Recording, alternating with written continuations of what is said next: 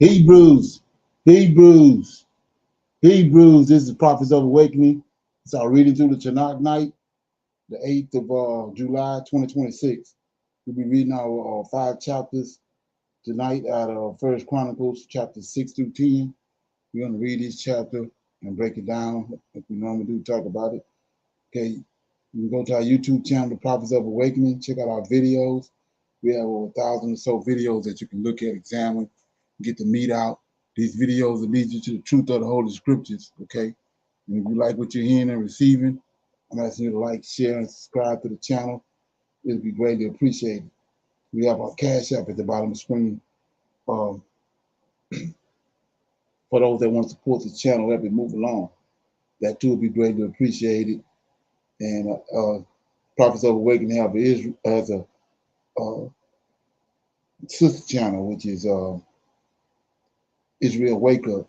That's every Friday or every Thursday night from 7 to 9. The women come together and converse and deal with the Tanak and things that have to do with Hebrew, with our culture. Okay, this is a non-Messianic channel. We deal with the Tanak and the Torah. Tanak being the Old Testament, so-called Book of Remembrance, from Genesis to Malachi. Then the Torah is the first 5 books of the Old Testament that was given to Moses by our Savior, our Redeemer, and our Deliverer, the Lord of Hosts. Okay, this channel was created to aid and assist our Hebrews who are waking up to their true identity and understanding who their Savior and their Redeemer truly is. Shalom and welcome to the channel, and welcome to our reading through the Tanakh night. Okay, we're going to do our normal, which is a moment of silence, prayer, psalms. We have some current events, need to know information. Okay, we have some dialogue, and our topic for discussion is let me see right here. Zionism is an evil plan to force God's return. So Christian Zionism, I can't read that. Christian Zionism is an evil plan to force God's return. So we're going to look at that, and we're going to examine that plan that these Zionists, Christian Zionists got set up. Okay, so we've been talking about it over the past 6 or 7 months. Okay, our scripture reading, like I said, is out of First Chronicles. We'll be dealing with chapters 6 through 10. We're going to read each chapter and break it down, like I said. Then we'll pick a scripture, break that scripture down, then we'll close out. And then we'll go into our Q&A with our questions, our comments, any dialogue or any testimonies. We'll deal with that at the end before we close out. Okay? So this moment of silence is for the Lord of hosts and all that he's doing to bring about our prophesied deliverance in these last days. Oh Lord, we thank you for your great mercy and your great power and wisdom, and we tarry, waiting for your powerful deliverance of your people, Israel. Okay. And we come this day doubtless that you will appear, that you will gather your nation from among these wicked Gentiles. Oh Lord, you spoke to your prophet Isaiah and said that you would help Abraham's seed, that you, oh Lord, are scattered. And you have completed that promise as of this day. You said, oh Lord, that you would remove the darkness from around us. Tarry not, oh Lord, for the latter days are here. We are waiting and watching for you. Peace be on you. Okay. So with that being said, read the song very quick. Okay.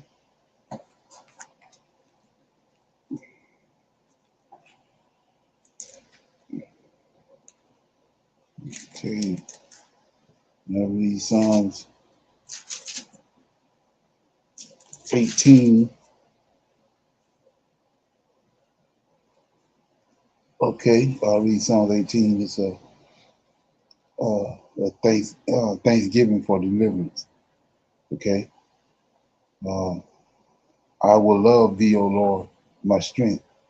The Lord is my rock and my fortress and my deliverer, my God, my strength, in whom I will trust, my buckler and the horn of my salvation and my high tower. So I'm going to read that again because right here, long before they brought the JC on the scene, when they concocted him at the council in the LCL, when these Edomites and these Romans got hold of our records.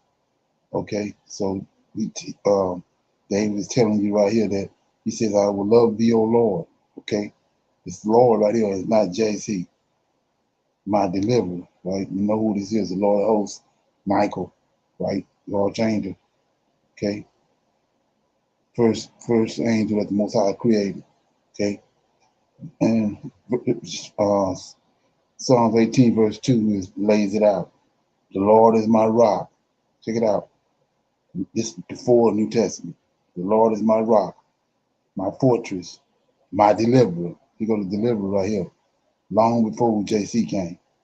My God, my strength, in whom I would trust, my buckler, and the horn of my salvation. See that? The horn of my salvation, and my high tower. I will call upon the Lord. See that?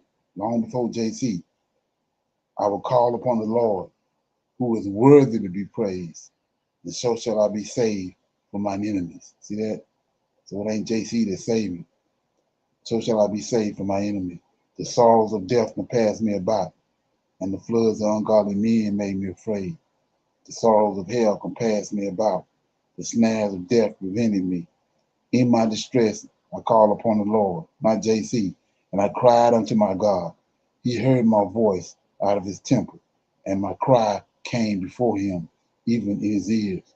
Then the earth shook and trembled, and the foundations also of the hills moved and were shaken because he was wroth. There went up smoke out of his nostrils, fire out of his mouth, devoured coals were kindled by it. He bowed the heavens also, came down, darkness was under his feet, and he rode upon a cherubim, and he did fly, yea, he did fly upon the wings of the wind. He made darkness his secret place.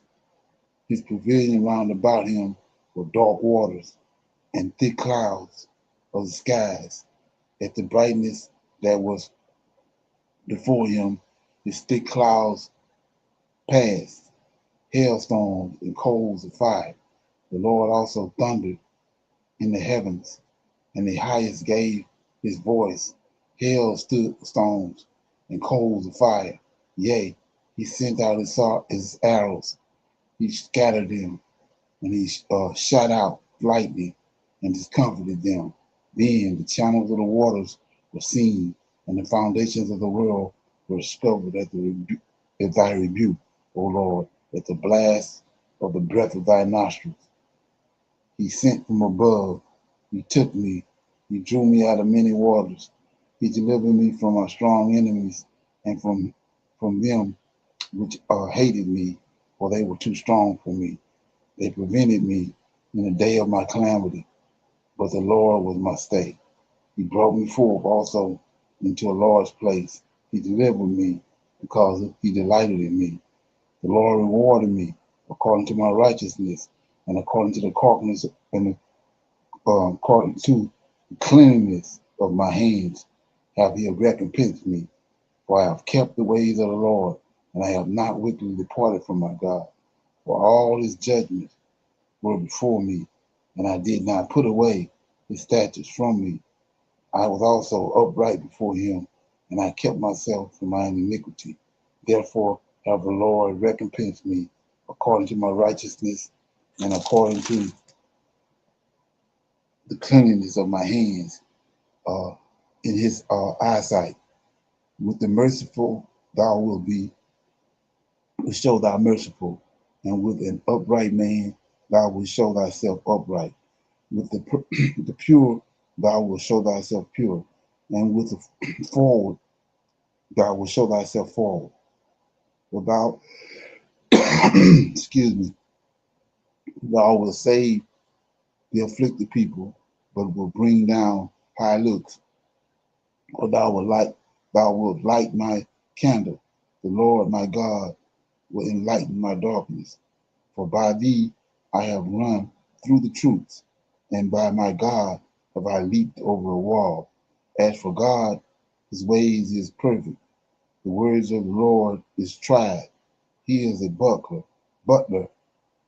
to all those that trust in him. For who is God save the Lord? Or who is the rock save our God? It is God that girdeth me with strength and maketh my way perfect. He maketh my feet like hinds' feet and strengtheneth me upon my high places. He teacheth my hands to war, so that a bow of steel is broken by mine arms. Thou hast also given me the shield of my salvation, and thy right hand have holden me up, and thy gentleness have made me great. Thou hast enlarged my steps under me, that my feet did not slip. I have pursued mine enemies and overtook them, neither did I turn again till they were consumed. I have wounded them that they were not able to rise. They are fallen under my feet. For thou hast girded me with strength unto battle. And thou hast subdued under me those that rose up against me. Thou hast also given me the necks of mine enemies, that I might destroy them that hate me. They cried, but there was none to save them, even unto the Lord, but he answered them not. Then did I beat them small as the dust before the wind. I did cast them out as the dirt in the streets. Thou hast delivered me from the strivings of the people, and thou hast made me the head of the heathen. A people whom I have not known shall serve me. As soon as they hear of me, they shall obey me. The strangers shall submit themselves unto me. The stranger shall fade away and be afraid out of their close places. The Lord liveth, and blessed be my rock, and let the God of my salvation be exalted.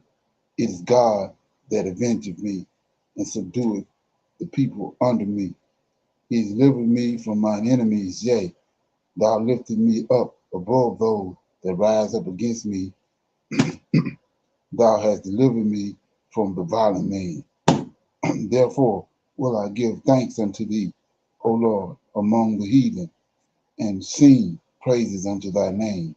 Great deliverance giveth he to his king, and showeth mercy to his anointed, to David, and to his seed forevermore. Okay, so that last verse killed it. You got anything on that? Shalom, Berlin, and that's why I'm gonna say that last verse uh tells you who that David's the anointed. Right. Mashiach. Okay. Right. We're good with that. Shalom, yes, sir. Okay, we can go to our current events. 7 wars or whatever, how many fronts they have at any given time without the United States paying for most of it, which we do. And so we can withdraw the support and thereby control, at least theoretically, control Israel's behavior. We never have, but we could. This would, if it becomes law, integrate the militaries to such an extent that the United States would actually be at the mercy of Israel. So all of a sudden, there's some problem with the merger. Merging Israel, the U.S. and Israel military, which I think is a farce, but we're going to check it out. Israel. So Israel withdraws technology, and the United States military is hamstrung. So it would actually put Israel in the driver's seat. That's right. 100% correct. And as such, it's adverse to the national security interests of the United States of America.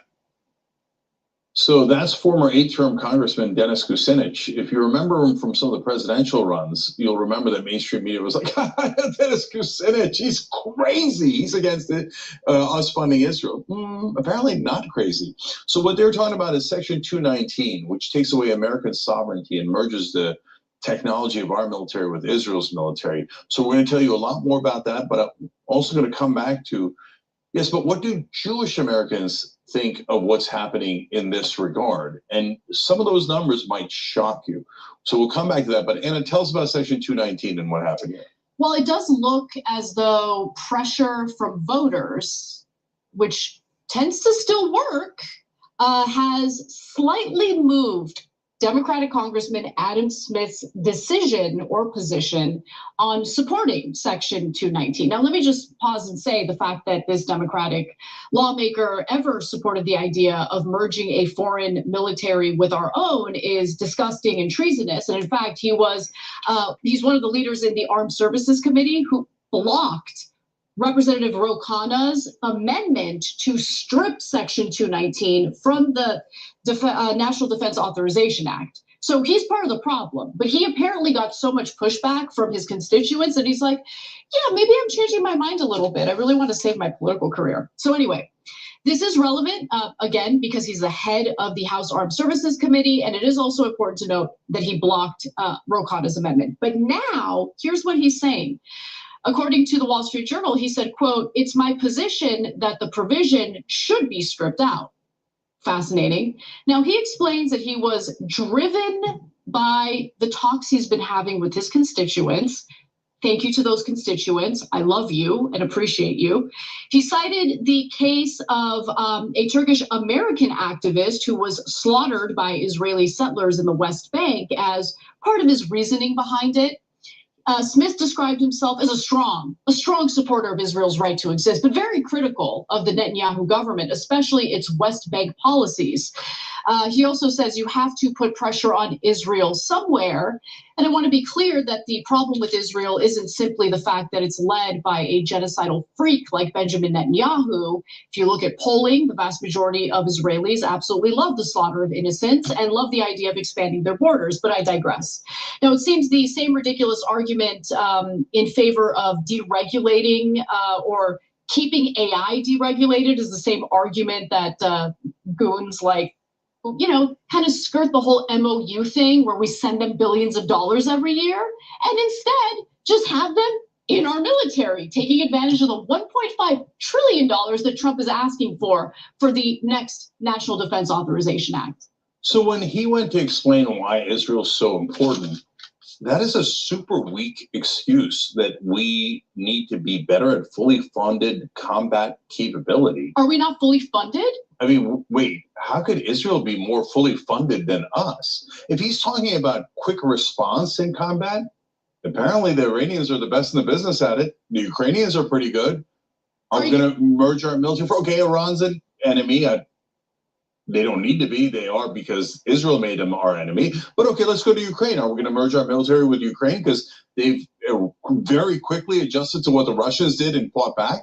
No, of course not. We would never consider that. Over something as simple as we need to adjust a little bit quicker in the battlefield. Well, why don't we get our military to learn how to adjust quicker? You know what, do we not have eyes? Do we not have satellite? Do we not have Starlink? Do we not have any intelligence? We don't know what the Ukrainians did. We don't know what the Iranians did. Do you see how lame and weak this excuse is? No, Jake. And one more, Anna. And apparently it requires a full merger of our military technology so they can have it all in order to do this tiny little thing that we could do on our own. On October 7th, these people are so ghoulish and disgusting. I can't stand it anymore. And to the constituents who apparently applied enough pressure to get this gross congressman to maybe reconsider his position, thank you.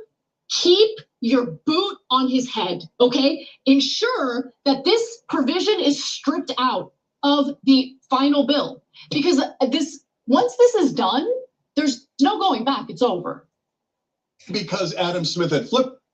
That's exactly right. And they're like, this has got to pass for Israel. By the way, we're not controlled by Israel. Our military is trash. We need Israel. We spend $1 trillion a year on our military, but they just can't do it. Sorry. We need Israel. They're so advanced with their technology. Their intel is so great. Their intel is so great that they couldn't even figure out that Hamas was plotting October 7th, even though the intelligence was literally in their own hands. See, Rupert Murdoch's a great example. Rupert Murdoch owns Wall Street Journal, Fox News, New York Post. Those are the most Zionist outlets in America by a lot. Rupert Murdoch is a crazed lunatic Zionist, not Jewish.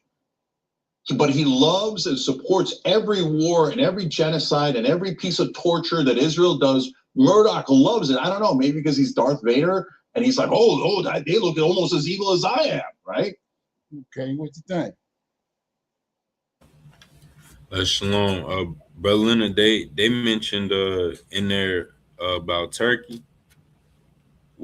Um, is Israel had unaliving somebody from Turkey, but I don't know how important that person was. But I was just wondering if that was part of why Turkey is why Israel wants to get rid of Turkey, or why Turkey has a problem with Israel. Well, it goes back to one of the main reasons is Turkey is actually the Ottoman Empire. And if you go back to the Second World War, when they came, they set them up and they got this land from them for Israel to become a nation.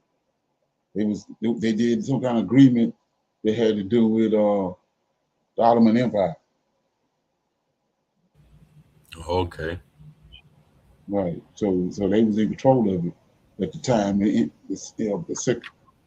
end of the Second World War.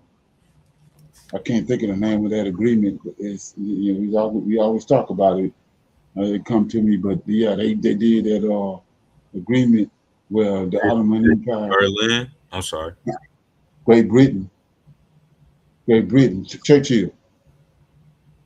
Okay, but it wasn't the Berlin Conference. That's not the same. No, the Berlin Conference is when they divided up Africa.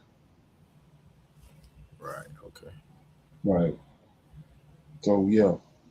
So that's all about it. So that's why he keeps saying they want Israel back because at one time they controlled their land. Okay. Okay. Right. Yes, sir. So with that being said, I'm gonna play this right here. Let me see.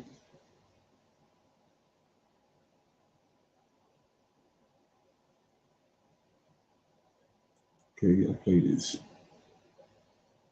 So the ceasefire. Gulf. Ceasefire is over with. I don't know if you heard about it or not. As a result, President Trump has now said the ceasefire with Iran is over. I'm going to play some clips for you of President Trump himself, what he's saying the United States may do. But this is what a lot of people are extremely concerned with. And this is what many people said they were worried about before, that Iran was just stringing along the American people, stringing along President Trump because they knew that their only option was to delay. They couldn't actually push the United States. I want to show you something. It says Trump warns Iran that U.S. is preparing for more strikes after saying the ceasefire is over. Look at this, though. Listen to what President Trump has to say. I think it's over. I don't want to deal with them with this scum. You know what scum is? They're scum. They're sick people. They're led by sick people. And they're vicious, violent people. And if they had a nuclear weapon, they'd use it. As far as I'm concerned, it's over. Moments ago, President Trump declaring the ceasefire with Iran is over, his words, and that he doesn't want to deal with them at all. Retired Navy captain and former Pentagon official Brent Sadler is here to react. Good morning to you, sir. So the question is there still room for negotiations, or should we take the president at his word? Is the ceasefire really over? What is your reaction to what the president just said? Well, it's, I think, inevitable given the nature of the regime that we're dealing with, because it hasn't really changed. Despite the best of compellence and military and some of the concessions, or at least the offering of concessions in this MOU, but both can be true. You can continue on with negotiations at the same time that you're involved in the active hostilities. It's happened numerous times throughout human history and even in the modern era. So, okay. So right there, President Trump says they're scum. Okay. They are scum. But listen to this. Listen to what President Trump also had to say. Now, we did kill him. Yes, I guess you have to look at it that way. But okay, I'm gonna play this whole thing for you. Okay, he's saying that the reason why they are attacking right when they were doing Khamenei's funeral, they're saying that it was absolutely ridiculous. Why would they attack us right after the funeral when they asked President Trump, "Do not kill them.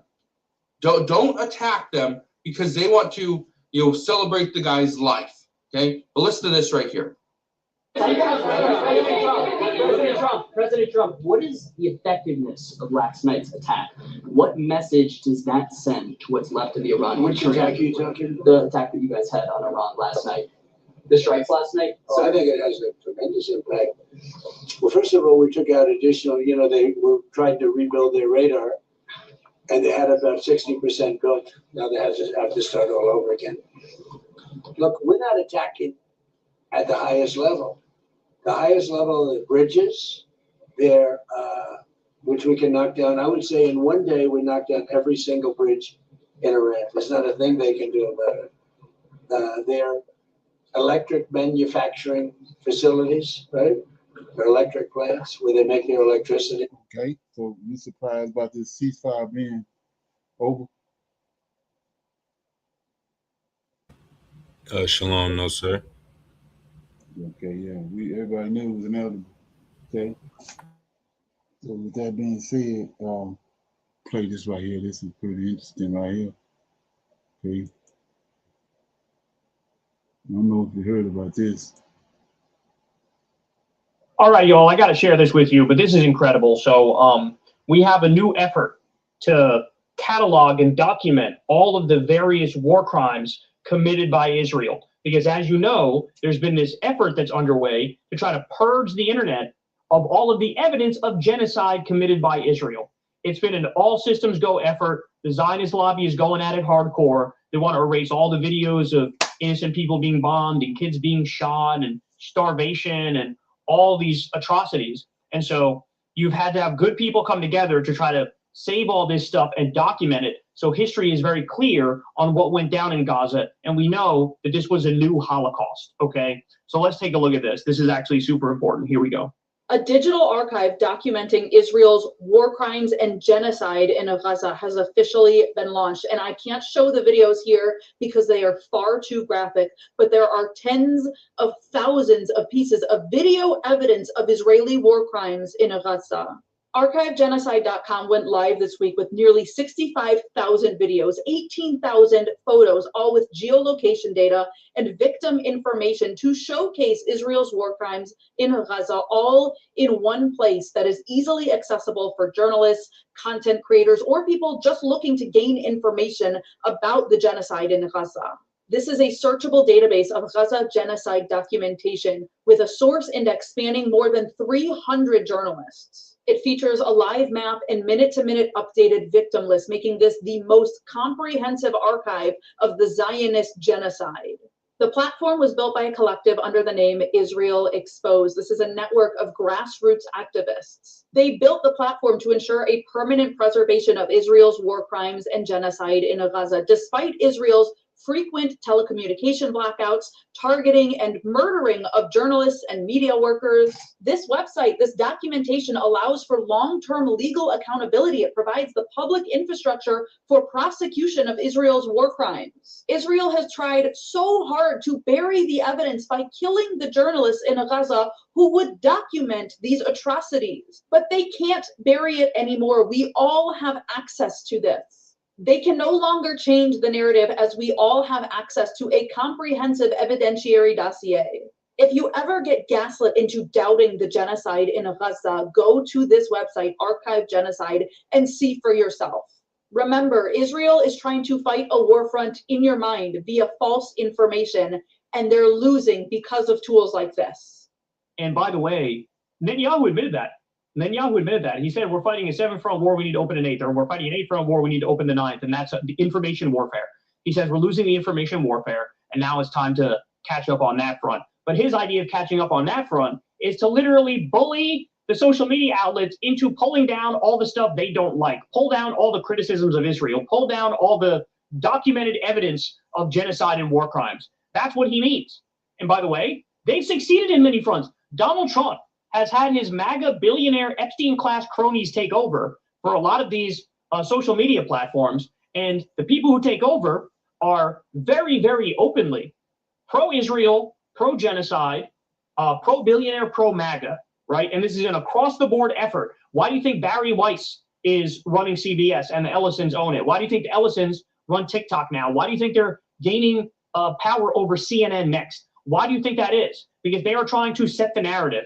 They are trying to define the parameters of the debate. And they are trying to make sure that you never know the full truth about what happened in Gaza. And we know it because we all lived through it. But what we need to fear is, in the long run, what's going to happen?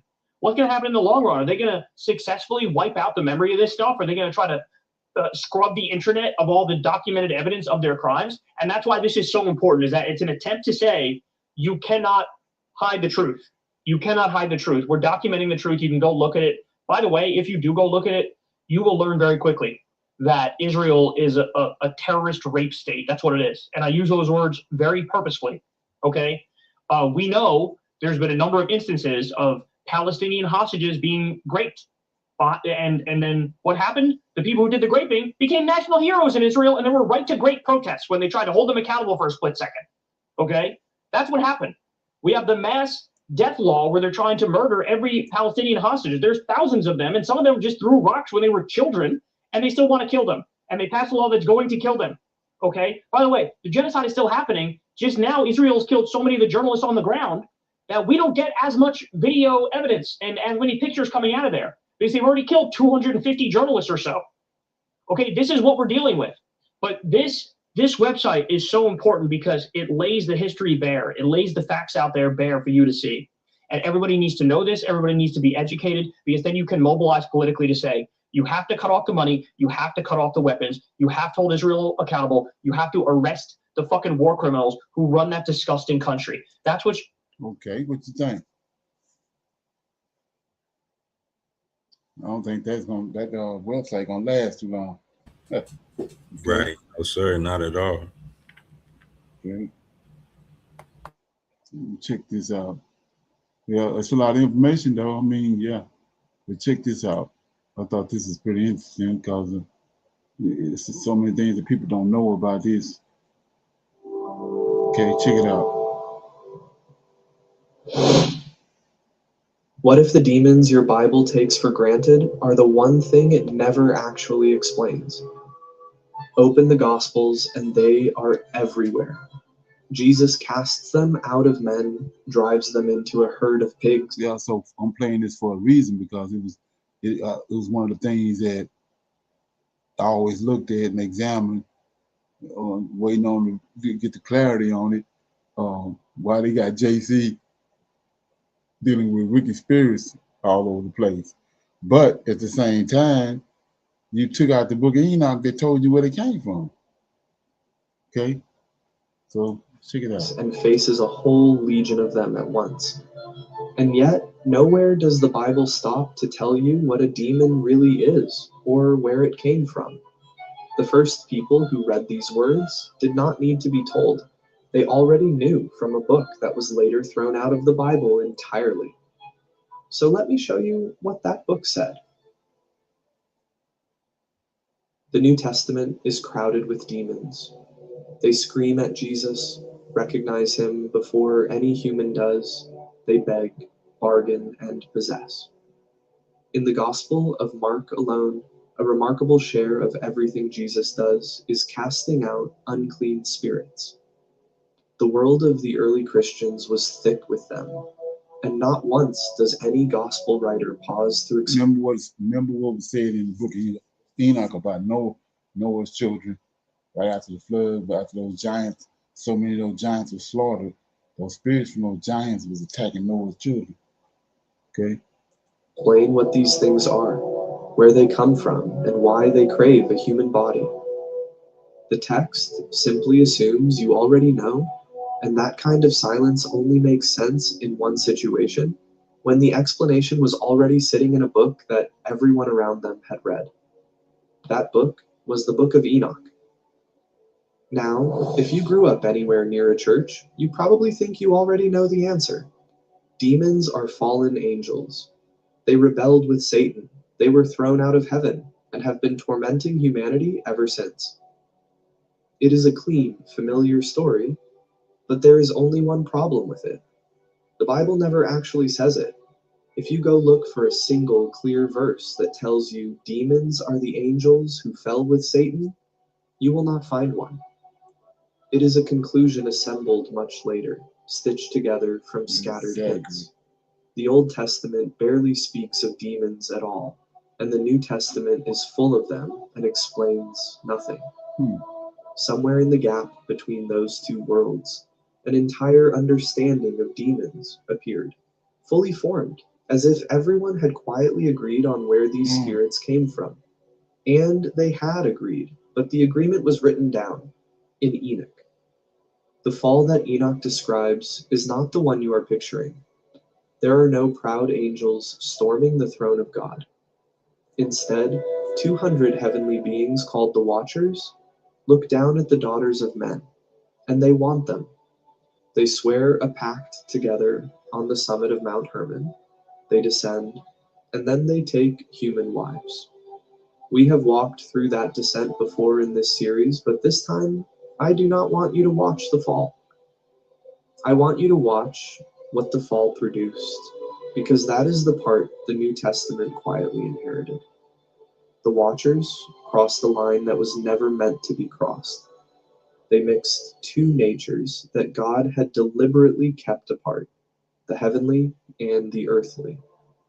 And in the moment those two natures combined, they made something that had never existed in the world before, something the world had no category for and no place to put. What they made were the Nephilim, or the giants. Their fathers were deathless spirits of heaven, and their mothers were mortal women of earth. The children were neither, and both at once. Enormous, violent, and fundamentally wrong, caught between two worlds that were never supposed to touch. Enoch describes them consuming everything human hands could grow or raise, then turning on humanity itself, and finally turning on one another. But their size and their hunger are not the part that matters here. The part that matters is their nature. Each giant carried two things inside it that did not belong together. From its mother, a body of flesh, the kind of thing that ages, bleeds, and dies. From its father, a spirit drawn straight out of the deathless world of the Watchers. That single unnatural seam running through the middle of every giant who ever lived is the secret to everything your Bible later takes for granted. Because in the end, every one of these giants died. So picture the death of a giant. The great flood rises, or the giants finally turn their weapons on each other, and one of those enormous bodies falls.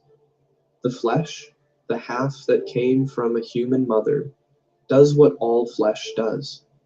It dies, and it returns to the earth. But the spirit inside it, the half drawn from an immortal Watcher, cannot die because it was never built to. And this is the trap that springs shut. That spirit cannot rise up either. It is not a holy angel with a seat in heaven. It is a half thing, born from a union heaven had forbidden, with no home waiting in either direction. The body that housed it is gone, and the sky above it is closed, so it stays exactly where it fell, here on the earth, with no flesh, rest, or end. Now multiply that by every giant that ever walked, and you have just filled the entire world with invisible, homeless, and furious things. Enoch has a name for what they became. This is the passage that should stop you cold, and it matters who is speaking in it. In the book of Enoch, it is not a poet or a prophet who explains all of this. It is God himself speaking directly to Enoch about the giants. And this is what he says.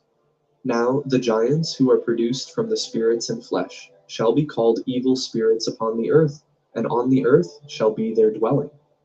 He keeps going. Evil spirits have proceeded from their bodies because they are born from men, and from the holy Watchers is their beginning and primal origin. So there it is, in two sentences spoken by God, the thing your Bible never tells you. Well, you got JC dealing with these spirits, but you banned the book of Enoch. And there's some. Exactly. Yes, sir. So I'm always going to 2 Samuel chapter 22 when David passed away. So that's who David is talking about, these wicked spirits. When he says that he died and they tried to pull him, take him to hell. Right. When Sir. he cried to the Lord of hosts, and the Lord of hosts came and shot his arrows out and discomforted them and scattered them. That's what he's talking about, these wicked spirits. But they downplayed it. They downplayed it when he's dealing with the prophets and all them, and then they come back and they lift it up with JC. But when you look at that, it don't make no sense. It's crazy as hell. When you understand the only source to describe what they are is in the book of Enoch. But it's banned. Ain't that something? Yes, sir, Brother Leonard, and just like the Son of Man, right? Right. Or Exactly. that it's in Enoch. Right. Exactly. So, yeah, that's crazy, man. I was watching that earlier, and I said, I'm going to shine a light on this. They're doing the class. So, okay. So, with that being said, we'll go to our topic for discussion. Okay.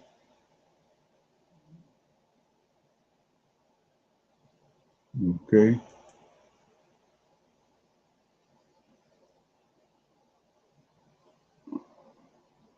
So, you want to read that? Hold on a minute.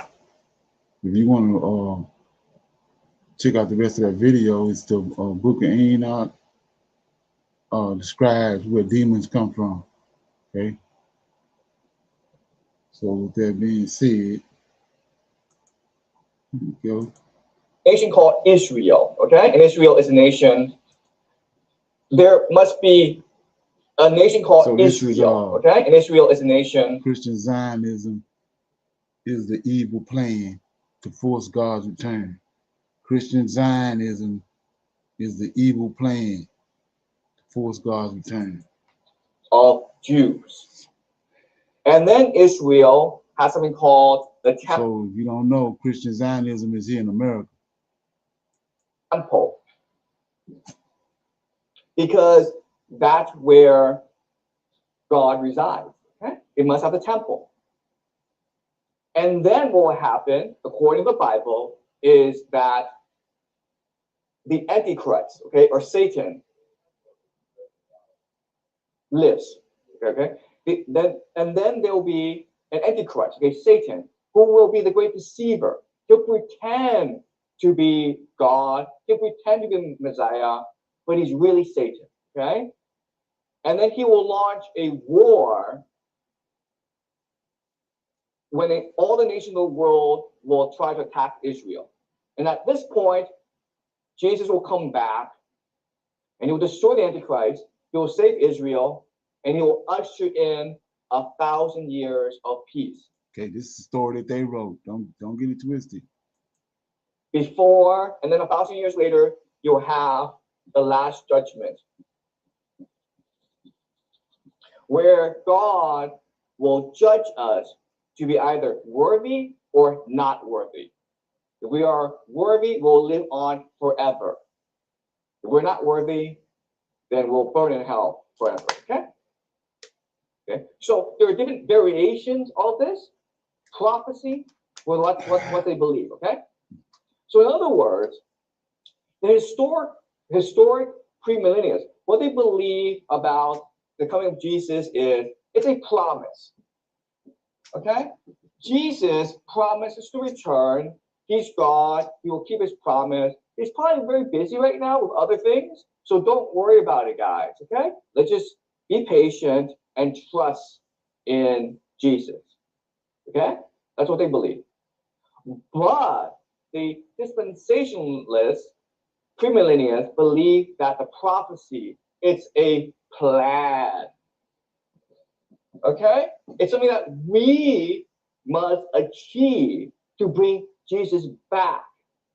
And we do what the Bible tells us to do, which is to say, to have Israel as a nation run by the Jews, to have the temple, and then to face the Antichrist, then Jesus will return.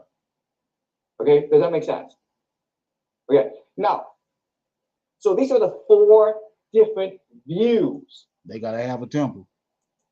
of the end times. Okay, you have the historic premillennialists who believe that Jesus has promised to return. Let's just wait, guys. Don't worry about it. You have the dispensationalists, premillennialists, who believe that we have to work hard to bring Jesus back. Okay, and then you have the amillennialists who are like, no, the 1,000 years, it's just a metaphor. It's not gonna happen. Don't worry about it, guys. Okay, and then you have the post-millennialists who believe that it's up to us to establish a good world. Jesus is not going to do it for us. If we do this, then Jesus will return. Okay? And so, but remember, guys, okay, this is a very simple version of the 4 different beliefs. Even within each belief, there are variations, okay? Because again, there are 2 billion people who believe in Christianity. And they all believe something different. Okay, does that make sense? All right. Are we clear about the 4 different ideas? Any questions? Okay. So, okay. So you don't actually have to remember this, okay? But all I'm trying to show you is that even within Christianity, there's a debate, okay? But there's a concern, an obsession as to when Jesus will return and how he will return. Okay, does that make sense? All right. So, this is important. Now,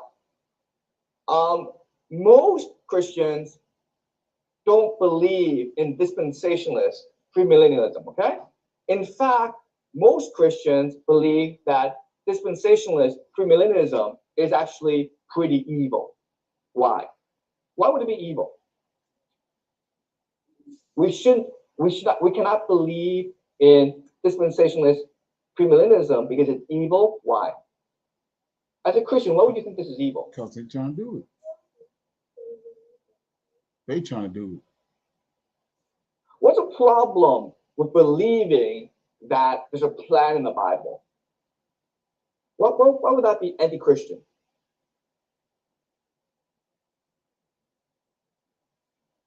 Okay, so this is hard, okay? But the idea is that with this plan, you're trying to manipulate God.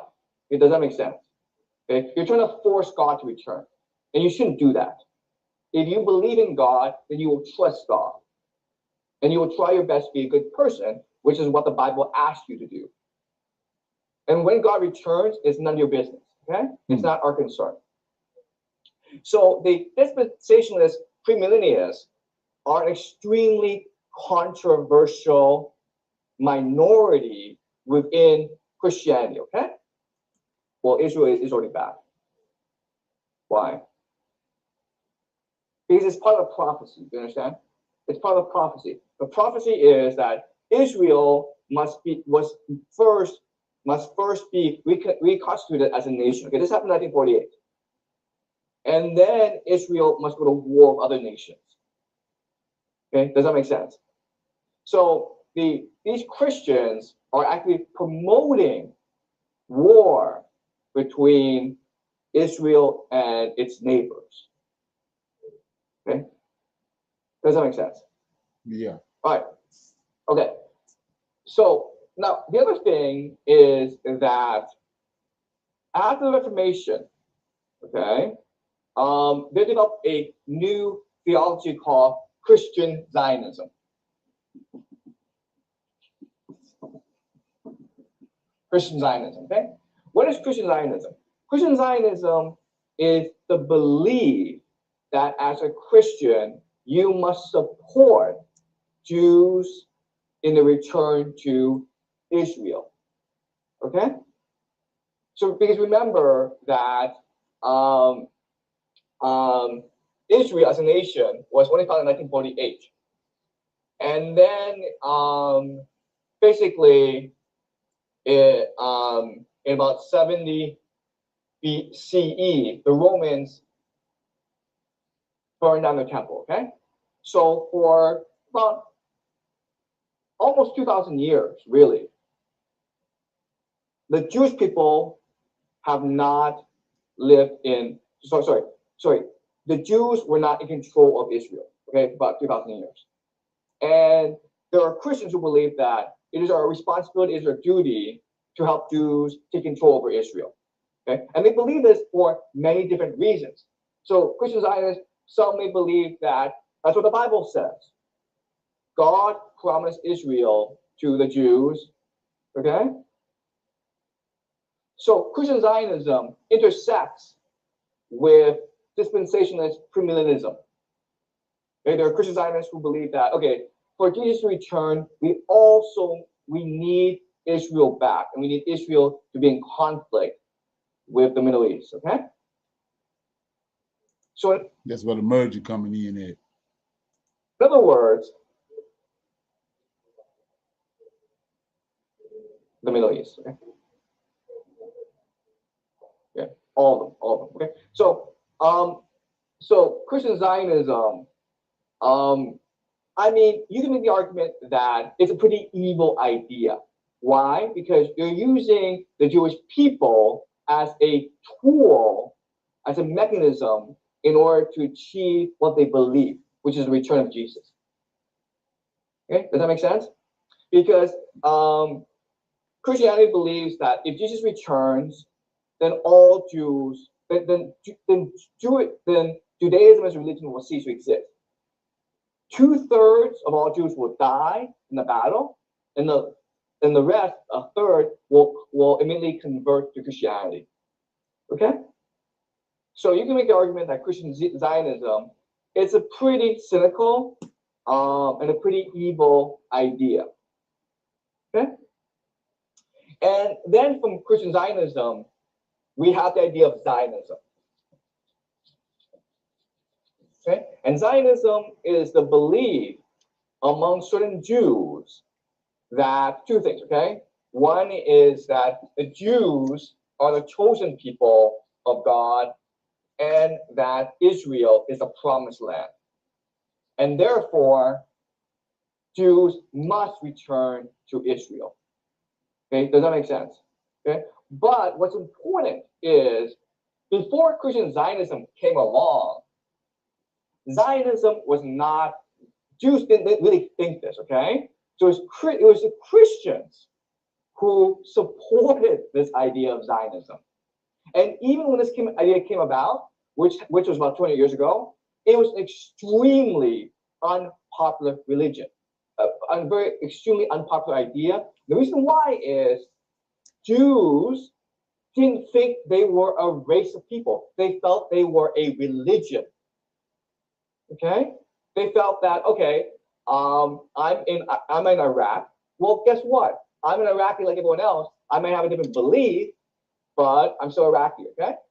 They didn't put their religion above their nationality or their race. Okay? Do you understand?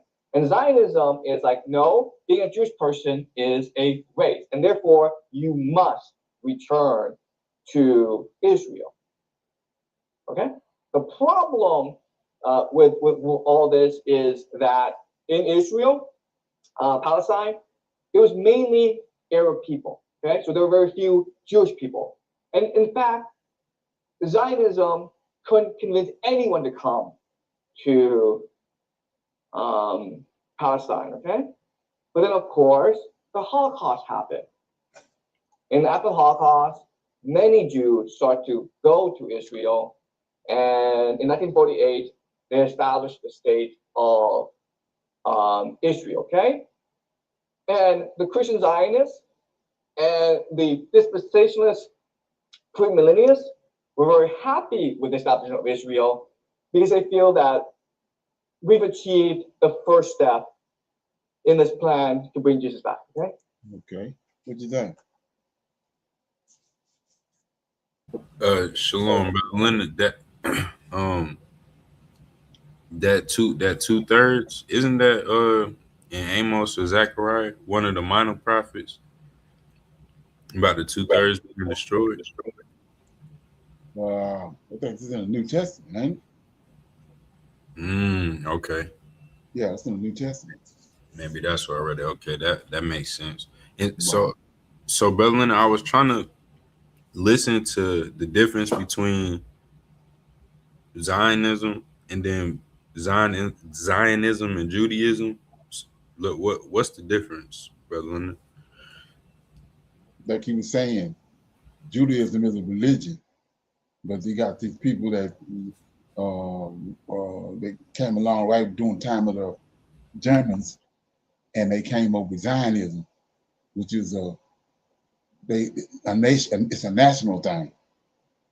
Not they wanted then they wanted a homeland and all that. So that's where Zionism came in, and them wanting to like they were saying, once they established Zionism, they started trying to find a land to go to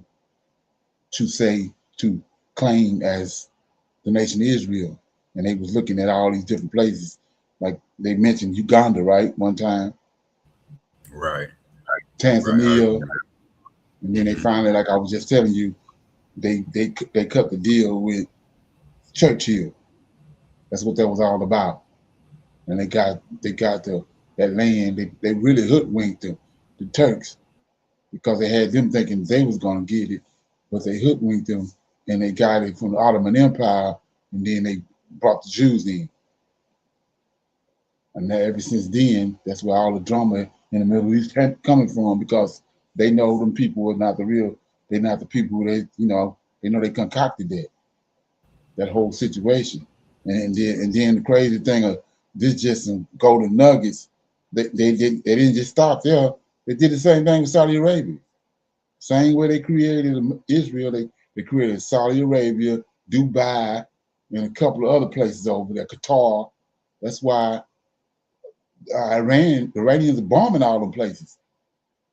They set all those places up in order for them to take control of the Middle East. But yeah, Judaism is that's a religion they concocted. Back when they stole the land of Israel, then later on they came up with Zionism. And like he said, from that you get the Christian Zionism. That's what Project 2025 is. That's the plan for them to use Christian Zionism and Zionism to bring the world into chaos, build a temple, and then bring in this Pax Judaica, which is 1,000-year reign of these Jews or fake Israelites or fake Jews. Shalom and brother Leonard. So Israelis are Zionists. Yeah, it's a group of them. There's a faction within them. You know what I'm saying? When you understand, you got Edomites, and then you got Japhat. He brought Japhat in when he converted the Khazarians. Right. Yes, sir. So those Khazarians they came.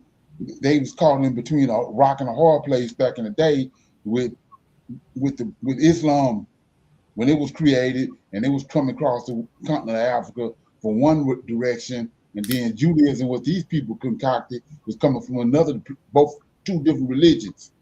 So they had to make a decision in order for the Khazarian Empire to survive. They had to make a decision out of Islam or Judaism. So they converted to Judaism. That's how you get the Ashkenazi Jew, because he's from Japhat, from the Caucasus Mountains. But you got the Edomite Jew, that's where the Zionists come in at. Okay. Right. Okay. Yes, sir. Thank you. Okay. So, with that being said, we're going to keep on going. I just thought I would just pour that information out there, put it out there so people can get a little, can't say that they wasn't, they didn't dabble into that. Okay. So, let me see where I'm at. Yeah, so we're gonna We're gonna read our 5 chapters out of the First Chronicles. Then we're gonna do our Q&A. Okay, we in First Chronicles. We're gonna read chapters 6 through 10. Okay.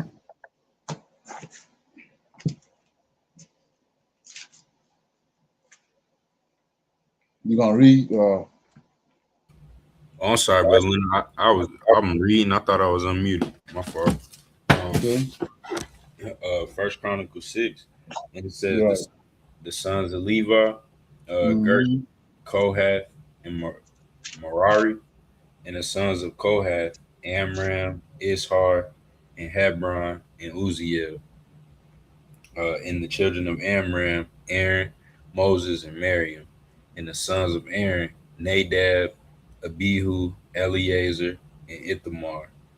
The priestly line. Eleazar begat Phinehas, Phinehas begat Abishua, and Abishua begat Buki, and Buki begat Uzi, and Uzi begat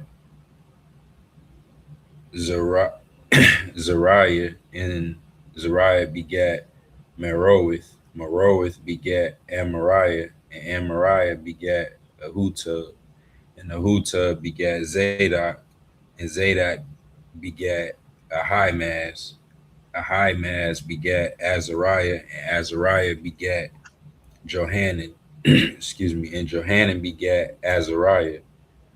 He it is that executed the priest office in the temple that Solomon built in Jerusalem.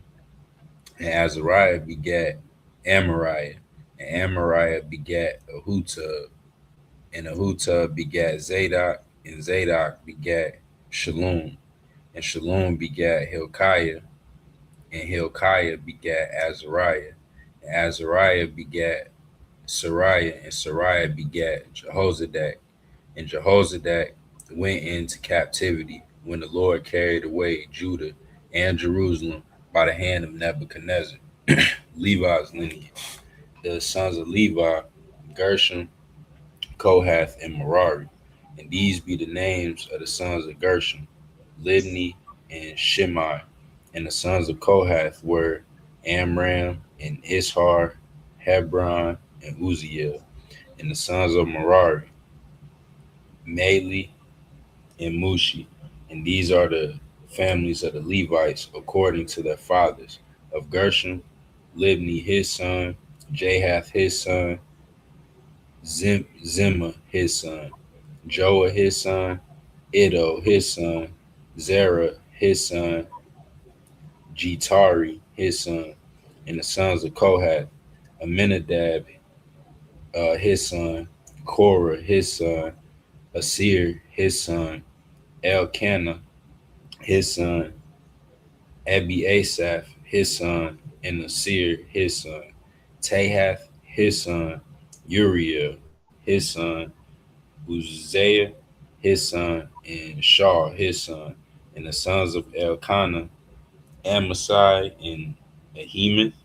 As for Elkanah, the sons of Elkanah, Zophai his son, and Nahath his son.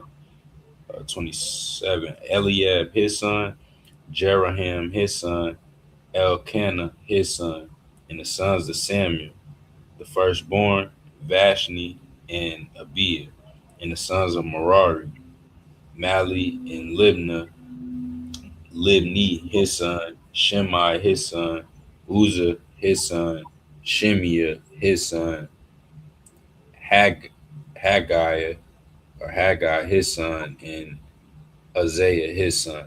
31. Okay, so right there, what you're reading, Yes, that's sir. what I was explaining how when Jezebel was killed the prophets, killed the Levites, Yes, sir. and Elijah ran into the cave and he thought he was the only one left, and the Lord of hosts told him he got I can't remember the number, but he told him he got 900 prophets. I mean, preserved, right? Mm, okay. So she killed 900, but he said I got 900 reserved, right?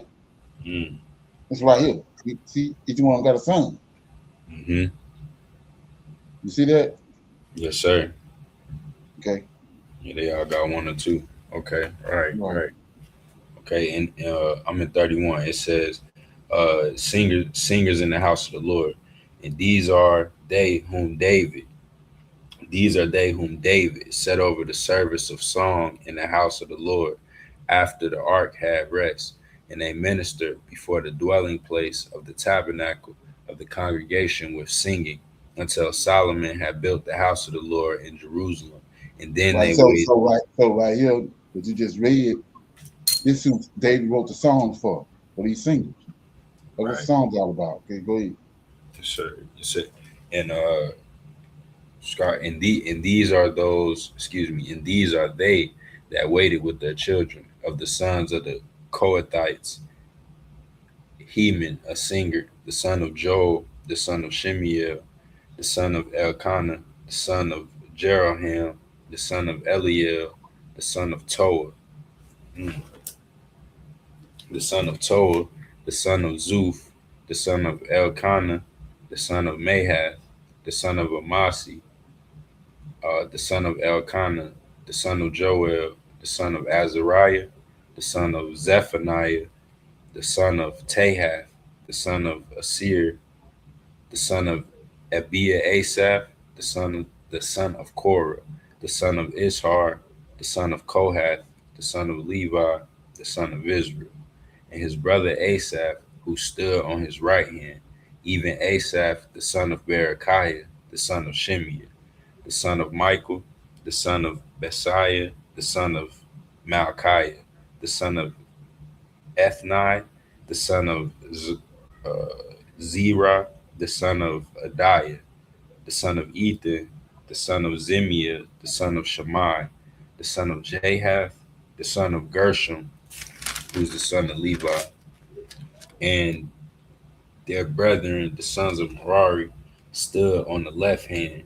Ethan, the son of Kishi, the son of Abdi, the son of Maluk, the son of Hashabiah, the son of Amaziah, the son of Hilkiah, the son of Amzi, the son of Benai, the son of Shamir, the son of Mali, the son of Mushi, the son of Merari, the son of Levi, and their brethren also the Levites were appointed unto all of service of the tabernacle of the house of God.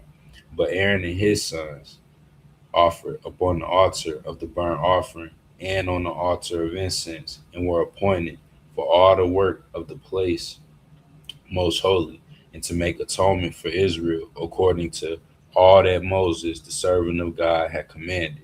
We go And to 7 right here. right there, and that's verse 49.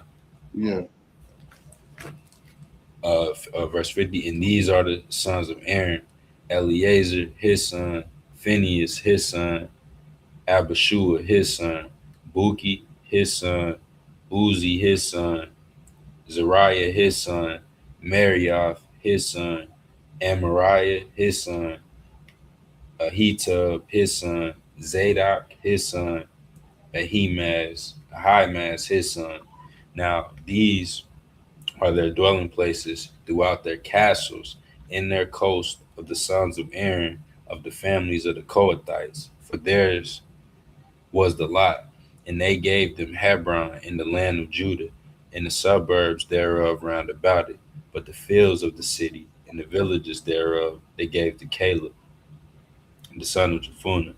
And to the sons of Aaron they gave the cities of Judah, namely Hebron, the city of refuge, and Libnah with her suburbs, and Jatir, and Eshtemoa with their suburbs, and Helen with her suburbs, and Debir with her suburbs, and Ashan with her suburbs, and Beth Shemesh with her suburbs, and out of the tribe of Benjamin, Geba with her suburbs, and Alameth with her suburbs, and Anathoth with her suburbs, and all the cities throughout their families were 13 cities.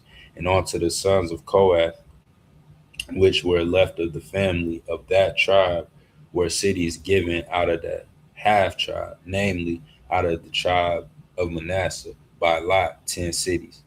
And to the sons of Gershom throughout their families, out of the tribe of Issachar, and out of the tribe of Asher, and out of the tribe of Naphtali, and out of the tribe of Manasseh in Bashan, 13 cities.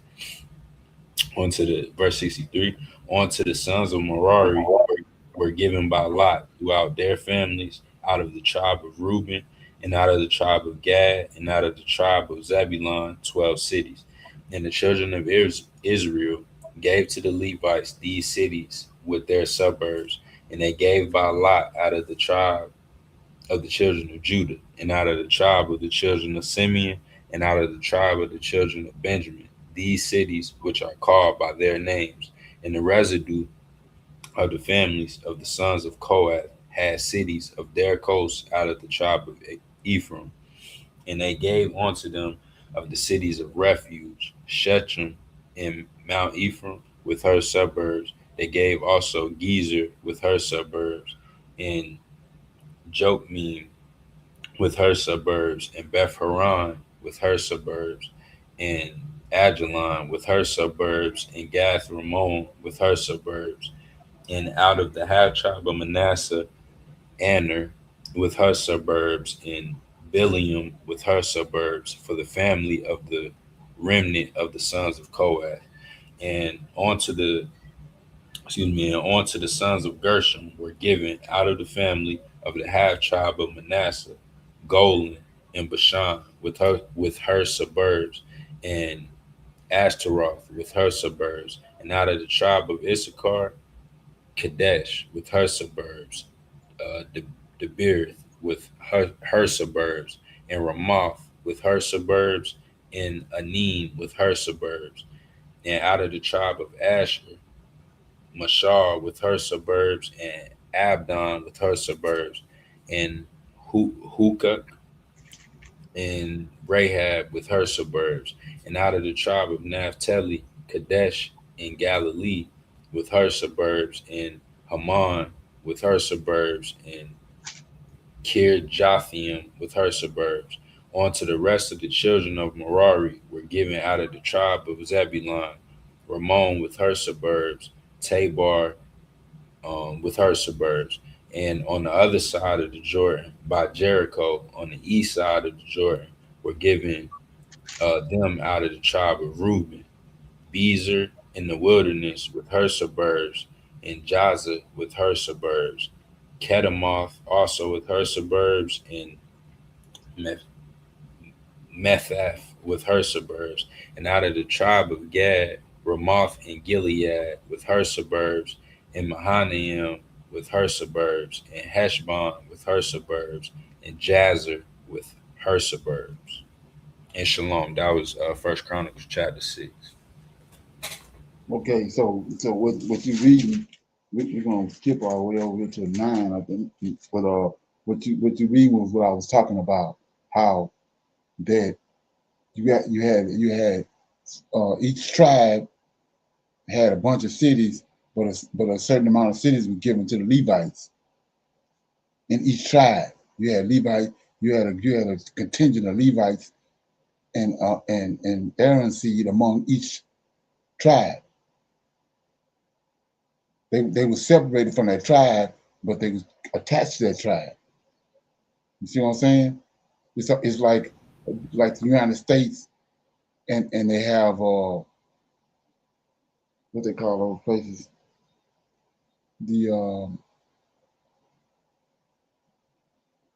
I can't think of the name of that. What they call that place when they have an embassy. Yeah, embassy. Yeah. So it's like Okay. that. Okay. They got a contingent of Levites and amongst each tribe. And so that's why you could see where the drummer came in when the 10 tribes were separated from them. And that's why Rehoboam didn't want them to all end up back on the high holy days, because he figured he's gonna lose his authority by having them all come back to Jerusalem. So that's why he built the 2 golden calves and built another temple. He didn't want them to all eventually they're gonna all go back, because they was all subject to David's seed. See what I'm saying? So he didn't want that to happen. That's why he cut it out. And built, you know what I'm saying? He was being selfish. He wasn't thinking about what the Lord of hosts had set up, and Moses and all that. He wanted the authority. He wanted to have the authority. Okay, and that's what that's all about. And when you're reading this right here, you can see, like you say, you see all these suburbs.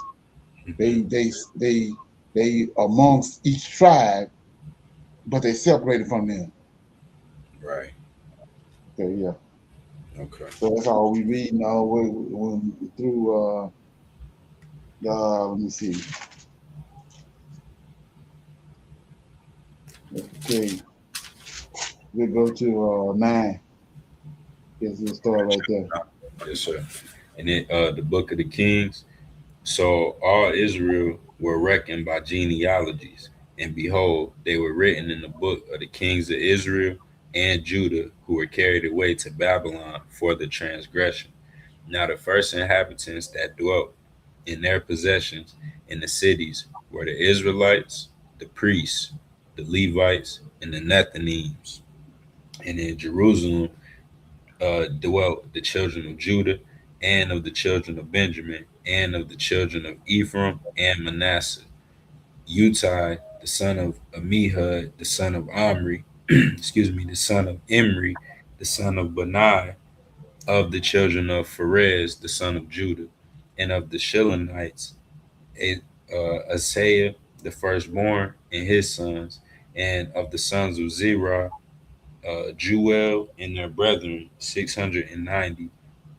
Of the sons of Benjamin, Salute, the son of Meshullam, the son of Hodaviah, the son of Hassanua, and Ibniah, the son of Jeroham, and Elah, the son of Uzi, the son of Mikri, and Meshullam, the son of Shephatiah, the son of Ruel, the son of Ibniah, and their brethren according to their generations 956. And all these men were chiefs of their fathers in the house of their fathers. In the Well, excuse that's me. in Jerusalem. That's in Jerusalem, in Judah. Okay, in Judah, in Israel and Judah, like I was saying. Now we see in verse 10 it says the priests and the Levites in Jerusalem. So we know that's the northern king, the southern kingdom, right? Right. Hmm. Okay. Okay.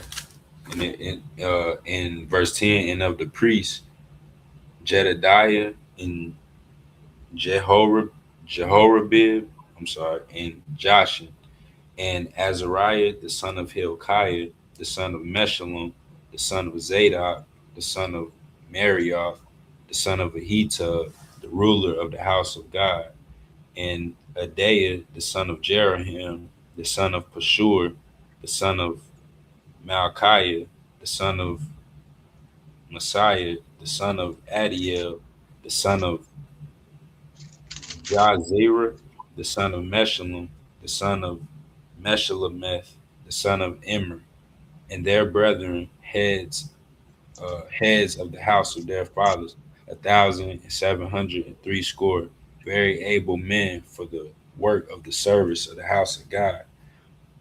And of the Levites, Shemaiah, the son of Hashub, the son of Azrikam, the son of Hashabiah, the son of the sons of the sons of Merari, and Back Back Bakbakar, Harish, and Galal, and Mattaniah, the son of Micah, the son of Zeri,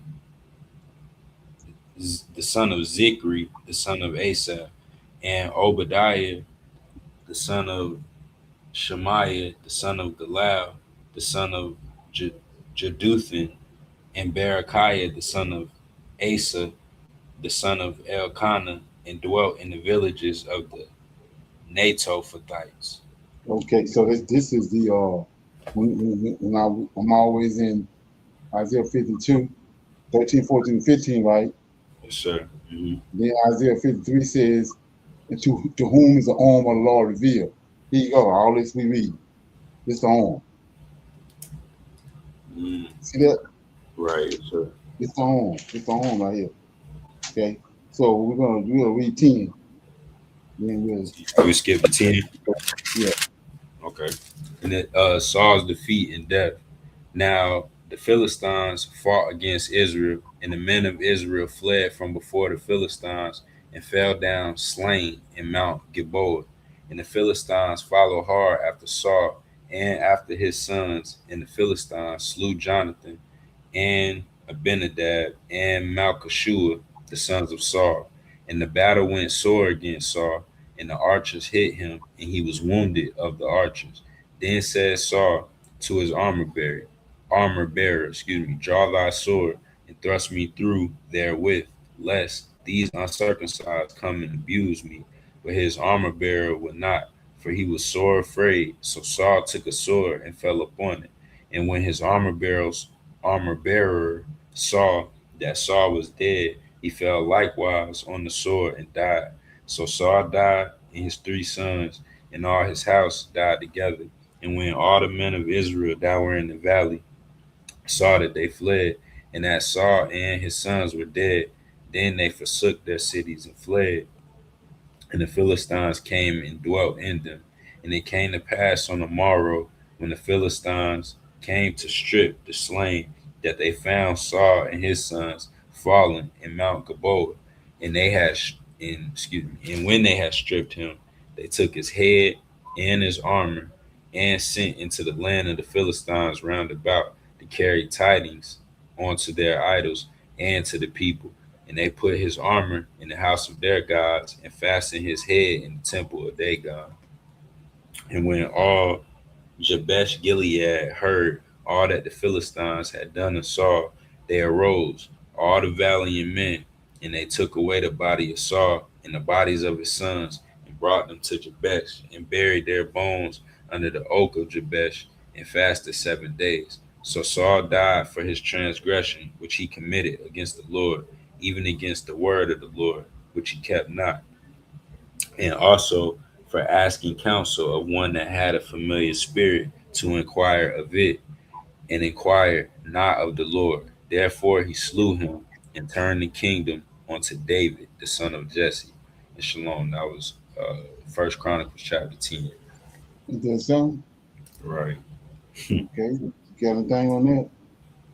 Well, where you was just reading, Brother Leonard, in that Psalms that you read in the last Right. verse, that sums up even this last verse in verse 14. It said Right. the Lord of hosts, it said his king. So Right. David, the Lord of Exactly. hosts king, right? Like he chose him or appointed him. Right. So, Exactly. And notice how at the first part of 14 was talking about yesterday how you inquire of the Lord. And like I was saying, all these names he's giving us, these are Levites and priests. These are men that the Most High took from among the Israelites to himself. This is on right here. So when you inquire the Lord, this is where you go. You come to the house of the Lord, and you come to the door of the tent, and you talk to the priest. That's how you inquire the Lord. There ain't no other way to inquire the Lord. So look what happened. How Saul got killed.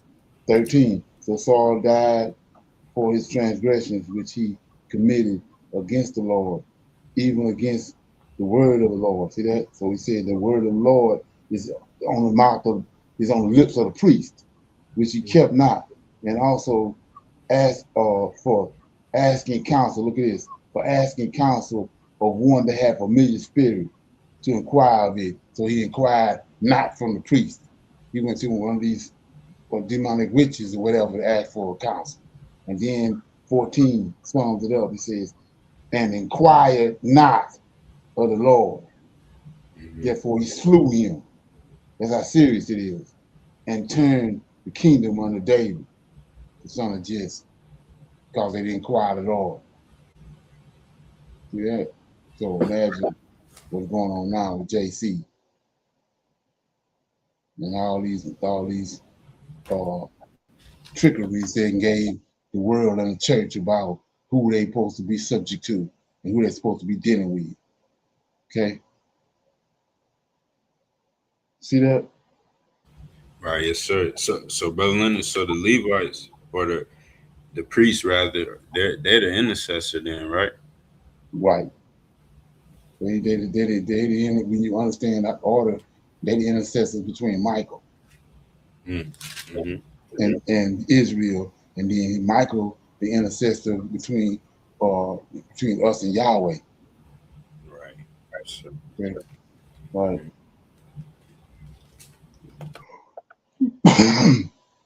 And so once you look at it, it's only fitting and proper. It's the only way it can be. You know what I'm saying? right. It makes Oh sense. yeah. Makes sense to Oh me. yeah. So I mean, so a prime example is, okay, they got a they got a kingdom. They say they got a marine kingdom in the bottom of the ocean. Okay, how in the hell is somebody on land gonna be the mediator between the marine kingdom and the people on the earth, right? Right. It's gonna have to be a mermaid or some kind of fish person that's gonna be the mediator, because we can't deal with we don't have the ability to be in the ocean. So when you come to think about the mediator between heaven and earth, it ain't gonna be no damn man. It's gonna be an angelic being, Right. huh? No, yes, sir.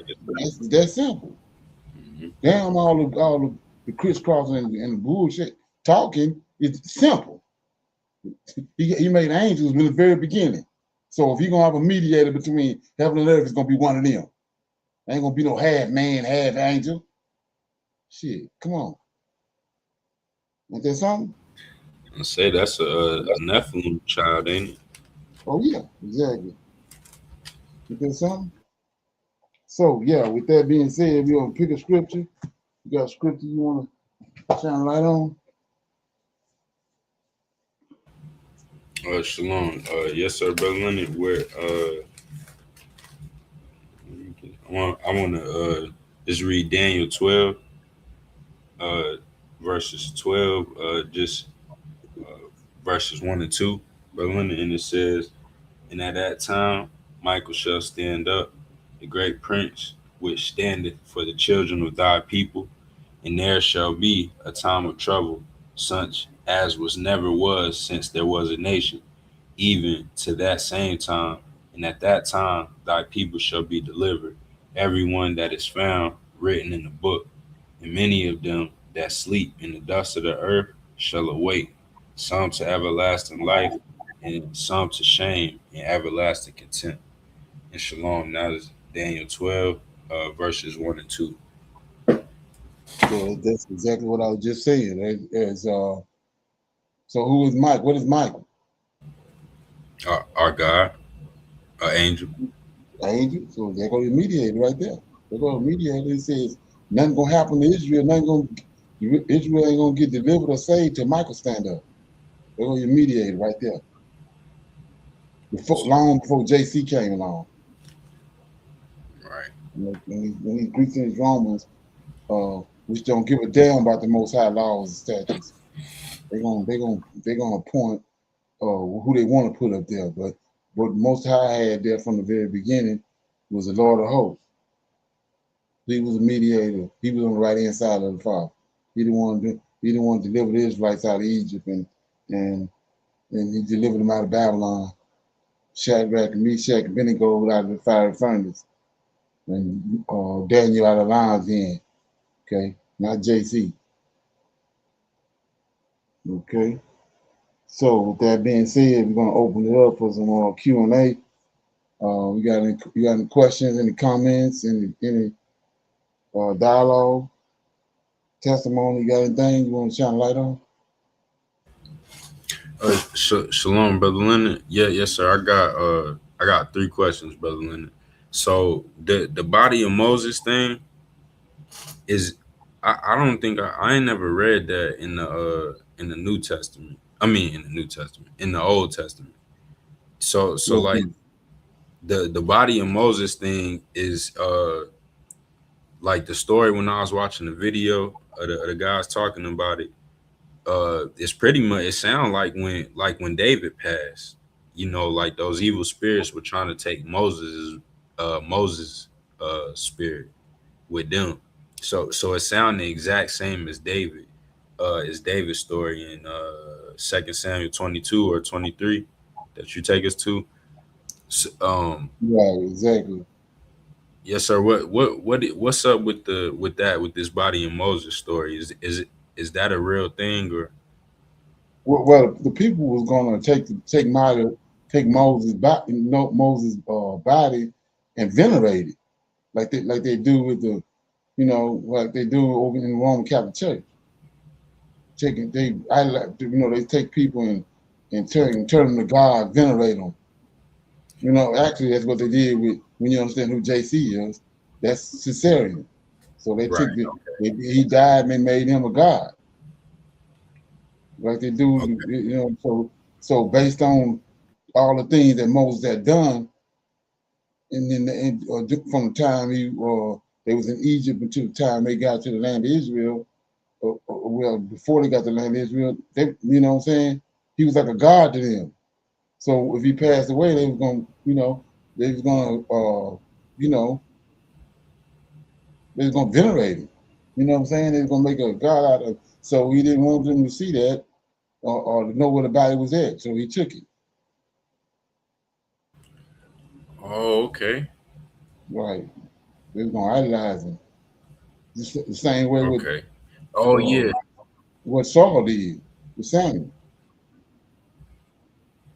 What Saul did was sin. Remember, he went to got the witch to try to bring Saul's body up. Oh yeah, the witch Endor. Yeah, the witch Endor. He's gonna just do Okay. the same thing, right? Yeah, Okay. ain't that something? Right. That's crazy. Okay. Right. And then and then brother Leonard, I meant to ask this during that segment, but when it's why is it called Christian Zionism? Because of Christ, they created Christianity back when they concocted JC at the Council of Nicaea and created Christianity. Then then you got the Zionism is Zion. You know what Zion is in the land over there where Mount Zion, the Zion, right? Right. Yes, sir. But we know the the ISM is satanic. Right. Mm-hmm. So they got, you got Zionism. That's where the Edomites came in and stole our land and posing as the Israelites, and then they concocted the New Testament. So now the Christians cooperating with Zionism. They saying that in order for Christ to come back, they got to support the Zionist movement. Them being Christians, grafted in. Okay. So Paul said, so they have a job to make to help the Jews bring Christ bring the temple in and bring back JC. Wow. And the whole thing is fabricated. Right. Because they ain't the real Jews, and Yahweh ain't grabbed nobody in. Lord of hosts. It's all in the figment of their imagination. Mm. And so right, and brother, that's actually the last question I got about the strangers again. Because in the Old Testament, I remember you showing me there's already a way for like people for other nations to follow the Lord of hosts. And it's not the same as they talk about in the New Testament, right? That's what you were just stating. No. A Or no? prime example is uh, Naomi and Ruth. And then another example is uh, Bathsheba and Uriah. Oh right, yes sir. Mm-hmm. So they come in and they submit themselves to even all of those what's his name, Eliezer, Abraham's servant. Yes sir. Right. Mm-hmm. Those 200 giants that got circumcised. That's the way in. They accept the God of Israel and bow down to Him, keep the law, statutes, and judgments. Then they good. Right. But they just in certain places like you said, they got certain restrictions on them when it comes to the temple. They can certain places they can't go. Mm-hmm. Yeah, that's why the Lord, we talked about the story the other day. He had to tell Jeremiah to go get the Canaanites and bring them into the chambers of the Levites, which we know don't supposed to be. But he trying to, I was telling you about when you understand who that guy was, I understand what had happened. He was getting their mind right. But it's certain, like, we know this in let's look at it right quick. Yeah. Like I say, so many people look over this, but I'm always going here in Numbers 18. Numbers 18. Well, this will tell you who the suffering servant is, right? So it says it's 18, verse 1. The Lord said unto Aaron, thou and thy sons and thy father's house with thee shall bear the iniquity. Go to suffering servant right here. Bear the iniquity of the sanctuary. Thou and thy sons with thee shall bear the iniquity of your priesthood. So priesthood, which is Aaron's seed, is all of them are Levites, but they're different, a different group, a subgroup uh, above the Levites. Right. So then two, and thy brethren also of the tribe of Levi. So Aaron's seed and Levites are Levites from the tribe of Levi. Now here goes what I'm talking about. The tribe of thy father that bring thou with thee, that they may be joined unto thee. See that? And minister unto thee. But thou and thy sons with thee shall minister. They separated from the rest of the Levites. But this suffering servant shall minister before the tabernacle of witness, like I was showing you in Isaiah 43. This is who he talking to when he said, ye are my witnesses. Because they the ones come before the tabernacle of witness. He said, you my witness, you the ones dealing with me and see me. Now, 3, and they shall keep the charge and the charge of the tabernacle. Only, look at this, only they shall not come nigh. Same with Gentile. The same place the Gentiles can't come, right? Say, only they shall not come nigh to the vessels or the sanctuary and the altar, that neither they nor ye also should die. That's how serious it is. So they can come in, but they got restrictions around the temple that they can't deal with. That's what he talking about it's the stranger, certain things the stranger can't do.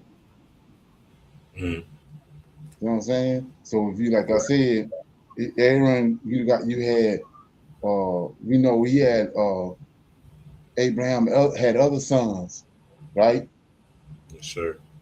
But Abraham had Isaac had Jacob. They all Hebrews, but all of them are Hebrew Israelites. Right. You know what I'm saying? So they still Hebrews. So when he said a stranger that got full rights, that's a Hebrew. Right. Sure. But then you got people like Uriah and Ruth. They come in, but they restricted. Right. Okay. Mm-hmm. Yeah. Sure. Want that song? Right. Yes. And then I'm sorry, and Berlin, I got a question about that. When it says like to bear the iniquity of the priesthood, you know Right. how like if all the priests don't sin, right? But some of them do or most of them do, is it like it still bears on whoever is in charge, or how is Right. It is the prime example of that is what his name? What's the man that had 2 sons that brought the strange fire? Levi, Eli. That was Eli, wasn't it? yes sir, Eli. I thought that's not Aaron's sons. All right. Yeah, Levi was Aaron's son, Eli was Aaron's son, and Aaron had 2 sons. Right. Okay. Yeah. Yes, sir. So they brought the strange fire in. They bare their iniquity, killed them. Okay. Right. You know what I'm saying? The priest That's is over. The priest is over the other Levites. The priesthood is a priest office above all the Levites, and only Aaron's son can be in that position. Just like with kingship, only David's sons can be in that position. If it's any other man and he ain't out of David lineage, it's a breach. It's the same way over there with the priesthood. yes, sir. Right. And I'm sorry, this is my that them and so them bearing that iniquity is them like having to execute that judgment, right? Right. Okay. Right. And another example, what we just read the other day, what Phinehas did. Yes, sir. Okay. You know what I'm saying? He saw a plague was there because of what was going on in Israel. He had an Aaron's lineage. Right. So he took a javelin and ran through that man and the woman. He bare iniquity. And the Lord said he was pleased with that because he showed zeal. You know what I'm saying? Yes. Only Aaron's seed could do that. Right. Okay? Yeah. Sir. Okay. Is there something? Sir. Okay, so everybody good? Yes, sir. I'm good, and I don't see any questions in the comments. Okay, so what's up, James? So with that being said, I'm gonna say shalom to everybody. Shalom, shalom, and another shalom. We have our Women's Advanced Bible Study tomorrow. The women, men can come in through YouTube. So I'm gonna say shalom to everybody. I'll see y'all tomorrow. Shalom. Okay. I highly recommend that you get this book and you read it because it's a must that you understand who God head is in the order that's in the Old Testament in Tanak, because it's not the same as in the New Testament. And when you read this and you get an understanding, then the scriptures open up and then you begin to understand. So I highly recommend that you get this book. It's the Elohim of Israel.